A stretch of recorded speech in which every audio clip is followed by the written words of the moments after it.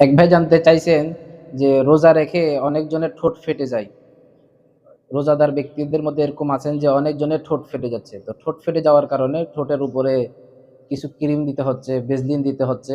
অর্থাৎ ঠোঁটটাকে সংরক্ষিত করার জন্য কোনো জিনিস ব্যবহার করতে হচ্ছে।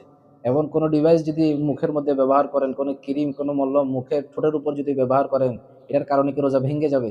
উত্তর হচ্ছে, রোজা অবস্থায় যেনো ব্যক্তি যদি মুখের মধ্যে ভেসলিন লাগায়, অর্থাৎ ঠোঁটের মধ্যে যদি কোনো ব্যক্তি যদি ভেসলিন লাগায় অথবা অন্য কোনো জিনিস লাগায়, ক্রিম জাতীয় জিনিস যার মাধ্যমে ঠোঁট সংরক্ষিত থাকবে, ওই কারণে রোজা ভাঙবে না। কিন্তু কোনো ব্যক্তি এটা ধারণা করছে যে আমি যদি ঠোঁটের মধ্যে ভেসলিন লাগাই, আমি যদি ঠোঁটের মধ্যে কোনো ক্রিম লাগাই, এটার কারণে সম্ভবত আমার স্বাদ, আমার যে ক্রিমের স্বাদ এটা মুখের মধ্যে অনুভব হবে। যদি এরকম অনুভব হওয়ার সম্ভাবনা থাকে এবং এই অনুভবের কারণে ভিতরে যাওয়ার কোনো সম্ভাবনা থাকে, ক্রিমের কোনো অংশ, ভেসলিনের কিছু অংশ ভিতরে যাওয়ার কোনো সম্ভাবনা থাকে, তখন রোজাটা মাকরুহ হয়ে যাবে। আর যদি ভিতরে যাওয়ার কোনো সম্ভাবনা না থাকে, সে নিজেকে সেভ করে রাখতে পারে। অর্থাৎ সে যে মুখের মধ্যে ঠোঁটের উপরে যে ভেসলিনটা লাগাইছে, যে ক্রিমটা লাগাইছে, সে নিজেকে নিজে সংরক্ষিত করতে পারতেছে, হেফাজতের সহিত রাখতে পারতেছে। তা ভিতরে যাওয়া থেকে সে রক্ষা করতে পারতেছে, তখন তার রোজাটার কোনো সমস্যা হবে না।